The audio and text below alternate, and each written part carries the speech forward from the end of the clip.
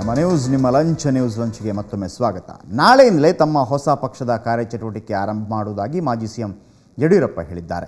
ಬೆಂಗಳೂರಿನಲ್ಲಿ ಮಾತನಾಡಿದವರು, ವರಿಷ್ಠರು ತಮ್ಮ ಮನವೊಲಿಸ್ತಾ ಇದ್ದಾರೆ ಅನ್ನೋದೆಲ್ಲ ಬರೀ ಸುಳ್ಳು, ಇದು ನನ್ನ ಹೊಸ ಪಕ್ಷದ ತಡೆಗೆ ಮಾಡ್ತಿರೋ ಷಡ್ಯಂತ್ರ ಅಂತ ಗುಡುಗಿದ್ರು.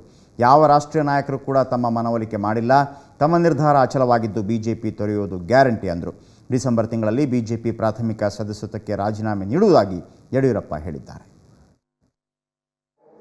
ನನ್ನ ನಿಲುವಿನಲ್ಲಿ ಯಾವುದೇ ಬದಲಾವಣೆ ಇಲ್ಲ.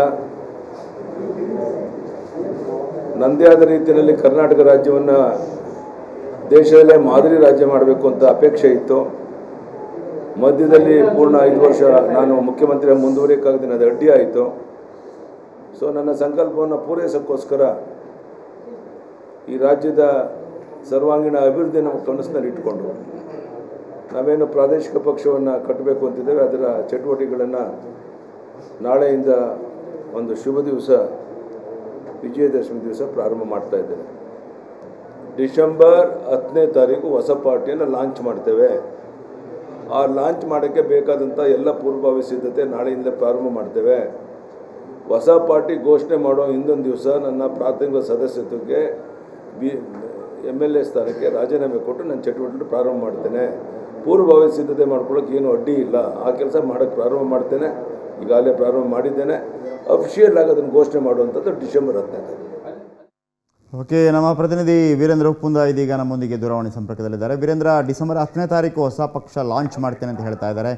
ಕೇವಲ ಯಡಿಯೂರಪ್ಪನವರು ಮಾತ್ರ ರಾಜೀನಾಮೆ ಕೊಟ್ಟು ಇದರ ನೇತೃತ್ವ ವಹಿಸ್ತಾರೆ, ಅಥವಾ ಅವರ ಜೊತೆಗಿರೋರೆಲ್ಲರೂ ಕೂಡ ಬಿಜೆಪಿಗೆ ರಾಜೀನಾಮೆ ಕೊಟ್ಟು ಬರ್ತಾರೆ, ಹೇಗೆ? ಇದೇ ಪ್ರಶ್ನೆಯನ್ನ ನಾವು ಮಾಜಿ ಮುಖ್ಯಮಂತ್ರಿ ಯಡಿಯೂರಪ್ಪನವ್ರನ್ನ ಕೇಳಿದಾಗ ಯಡಿಯೂರಪ್ಪನವ್ರು ಹೇಳಿದ್ದು ಅದೇ ವಿಚಾರವನ್ನು ನಾನು ಚಿಂತನೆ ಮಾಡ್ತಾ ಇದ್ದೇನೆ. ಯಾಕಂದ್ರೆ ಬೆಂಬಲಿಗರೆಲ್ಲರೂ ಕೂಡ ನನ್ನ ಜೊತೆ ಇರಬೇಕು, ಆದ್ರೆ ಸರ್ಕಾರ ಬೀಳಬಾರ್ದು. ಹೀಗಾಗಿ ತಾಂತ್ರಿಕವಾಗಿ ಇದನ್ನ ಯಾವ ರೀತಿ ವ್ಯವಸ್ಥಿತವಾಗಿ ಮಾಡಬೇಕು ಅನ್ನೋದ್ರ ಕಡೆ ನನ್ನ ಚಿಂತನೆ ಹರಿಬಿಟ್ಟಿದ್ದೇನೆ. ಬೆಂಬಲಿಗರು ನನ್ನ ಜೊತೆ ಇದ್ದಾಗ್ಯೂ ಕೂಡ ಸರ್ಕಾರಕ್ಕೆ ಯಾವುದೇ ರೀತಿ ತೊಂದರೆ ಆಗದ ಹಾಗೆ ಅವರು ಸರ್ಕಾರದಲ್ಲೂ ಕೂಡ ಇರಬೇಕು ಅನ್ನುವ ನಿಟ್ಟಿನಲ್ಲಿ ನನ್ನ ಚಿಂತನೆ ಸಾಗಿದೆ ಅನ್ನುವಂತ ಮಾತನ್ನ ಯಡಿಯೂರಪ್ಪನವರು ಹೇಳಿದ್ದಾರೆ. ಬಹುಶಃ ಈ ಹಿಂದೆ ಶ್ರೀರಾಮುಲು ಬಿಜೆಪಿಗೆ ರಾಜೀನಾಮೆ ಕೊಟ್ಟು ಪಕ್ಷೇತರವಾಗಿ ಗೆದ್ದ ನಂತರವೂ ಕೂಡ ಬಿಜೆಪಿಯಲ್ಲಿ ಇದ್ದಂತಹ ಸೋಮಶೇಖರ್ ರೆಡ್ಡಿ, ಸುರೇಶ್ ಬಾಬು, ನಾಗೇಂದ್ರ ಇವರೆಲ್ಲರೂ ಕೂಡ ಅವ್ರ ಜೊತೆ ಇದ್ರು. ಬಹುಶಃ ಆ ಒಂದು ನಿಟ್ಟಿನಲ್ಲಿ ಯಡಿಯೂರಪ್ಪನವರು ಹೆಜ್ಜೆ ಇಡುವಂತಹ ಸಾಧ್ಯತೆಗಳು ದಟ್ಟವಾಗಿ ಕಾಣಿಸ್ತಾ ಇದೆ. Jayaprakash. Okay, thank you Veerendra ನಿಮ್ಮೆಲ್ಲ ಮಾಹಿತಿಗಾಗಿ.